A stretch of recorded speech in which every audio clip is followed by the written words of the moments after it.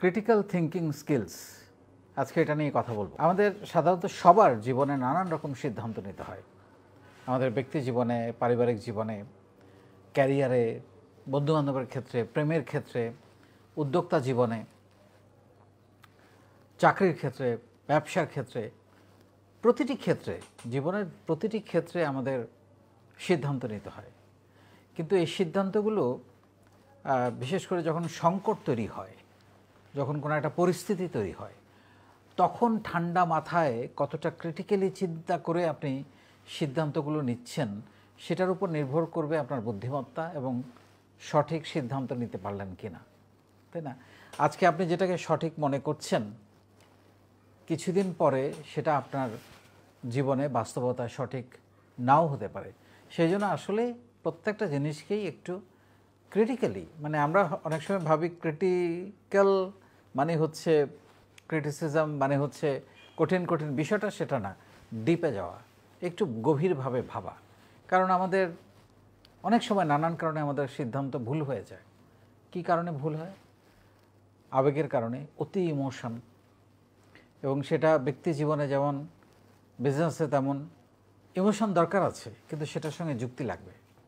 বিশেষ করে বিজনেসে আপনার ইমোশনের ক্ষেত্রে সাথে যুক্তিটাও লাগবে, ইমোশন লাগবে। ইমোশন ছাড়া দুনিয়াতে কিছু হয় না। ইমোশনের সঙ্গে পাগলামি জড়িত, পাগলামি ছাড়া দুনিয়াতে ভালো কোনো কাজ হয় না, প্রেমও হয় না। সো উদ্যোক্তাদের জন্য এই ক্রিটিক্যাল থিঙ্কিং অ্যানালাইসিসটা বা এই স্কিলসটা খুবই গুরুত্বপূর্ণ। যেটা বললাম যে আমরা অনেক ইমোশন হয়ে গেলে আমরা ভুল করি, অভিজ্ঞতার অভাবে আমরা ভুল করি, তাই না? তারপরে আমরা বয়সের কারণে অনেক সময় কম বয়স, ইম্যাচিওর্ড বা অনেক বার্ধক্যজনিত বয়স হয়ে গেলে আমরা অনেক সময় ভুল করি। তারপর হচ্ছে কারো ভুল পরামর্শ, আমরা এমন মানুষের কথা শুনি অনেক সময়, সে মানুষটা হয়তো সঠিক পরামর্শ আপনাকে দেন নাই, বা সে জানতো এটা আপনার জন্য ক্ষতিকর, কিন্তু এমন একটা পরামর্শ আপনাকে দিয়ে দিয়েছে। সো এটাও খুব গুরুত্বপূর্ণ। তার মানে আপনি সবার পরামর্শ শুনবেন, যুক্তি শুনবেন, মতামত নেবেন, কিন্তু সিদ্ধান্ত নেবেন নিজের বুদ্ধিমত্তা খাটিয়ে।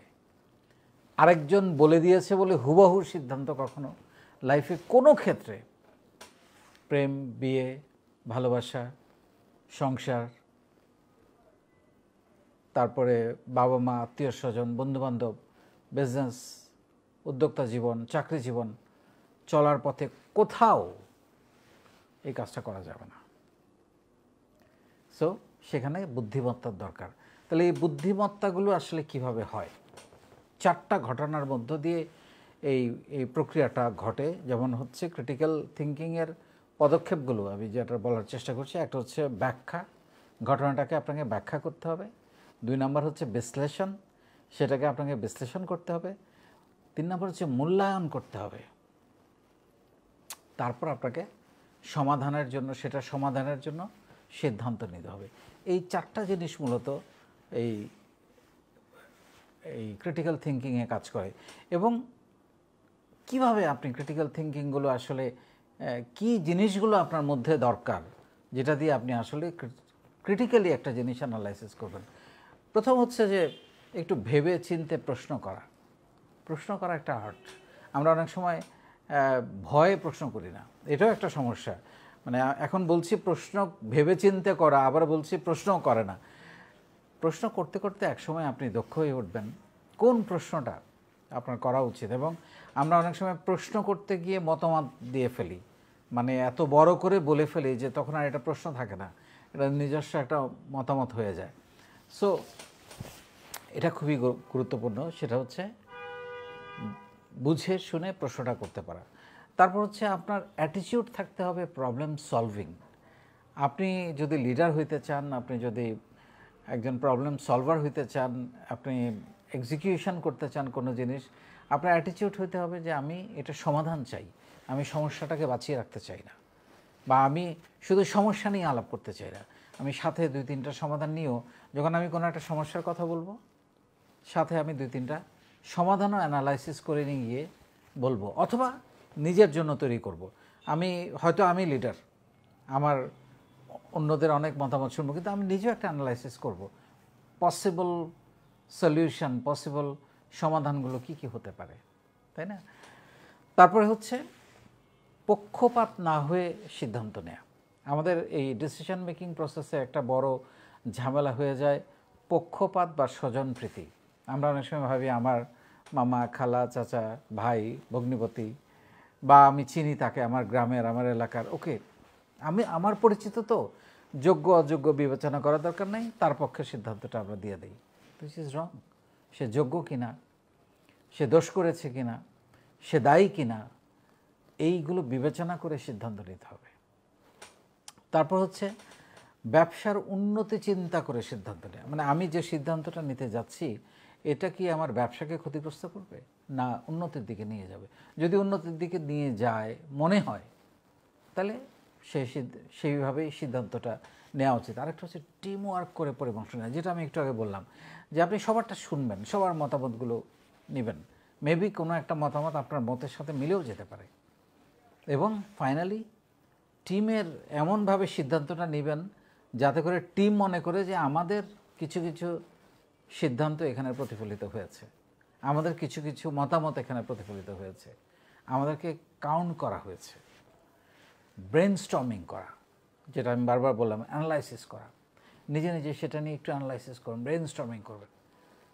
ঘটনা কী ছিল, বা কোনো রেফারেন্স যদি দরকার হয়, এর আগে এরকম কোনো ঘটনা ঘটেছে কিনা, বা সেইটাকে আমি সমাধানের জন্য অন্য কোনো ঘটনার সঙ্গে মিলিয়ে সমাধান করতে পারি কিনা, একটু ব্রেনস্টর্মিং, একটু লেখাপড়া করা, একটু অ্যানালাইসিস করা, একটু রিসার্চ করা, মূলত এটাকেই বলা যায়। আরেকটা হচ্ছে ইমোশনাল ইন্টেলিজেন্সটাকে ব্যবহার করা। রাগ, বিরাগ, অনুভূতি, সহানুভূতি, এগুলা থেকে ঊর্ধ্বে উঠে সিদ্ধান্ত, মানে ইমোশনাল ইন্টেলিজেন্সটা সঠিকভাবে ব্যবহার। আমরা অনেক সময় রাগ করে সিদ্ধান্ত নিয়ে নেই, রাগ করে আমরা প্রেম ব্রেকআপ করে ফেলতেছি, রাগ করে সম্পর্ক ব্রেকআপ করতেছি, রাগ করে আত্মীয় স্বজনের সঙ্গে যোগাযোগ বন্ধ করে দিচ্ছি, রাগ করে পরিবারের সম্পর্ক ভেঙে দিচ্ছি, সন্তানের সঙ্গে সম্পর্ক নষ্ট হয়ে যাচ্ছে, রাগ করে অনেক বড় বড় ব্যবসা আমি দেখেছি শুধুমাত্র এই ইমোশনটাকে কন্ট্রোল করতে না পারার কারণে, ইগোর কারণে পার্টনারশিপে ব্যবসা বা প্রাইভেট লিমিটেড কোম্পানি ভেঙে গেছে শুধুমাত্র ইগোর কারণে। So these are very important, এই এলিমেন্টসগুলো, যে এলিমেন্টসগুলো আমি বললাম। এখন যেটা হচ্ছে সমাধানের কৌশলটাও আমি আবার একই সঙ্গে বলে দিলাম, যেটা আমি অলরেডি আলাপ করেছি, তারপর আরেকটু করে বলি। সেটা হচ্ছে প্রবলেম সলভিং অ্যাটিটিউড। ইনফরমেশান আপনাকে কালেক্ট করতে হবে বিভিন্ন জায়গা থেকে, যেটা বললাম। সমাধানের মনোভাব নিয়ে কাজ করা, পজিটিভ থাকা, এটা খুবই গুরুত্বপূর্ণ। পজিটিভ থাকা, এই জিনিসগুলো সমাধান করতে গিয়ে আপনাকে নেগেটিভ কোনো মনোভাব প্রকাশ করে আপনি কিন্তু সমাধান করতে পারবেন না। পজিটিভ থাকা।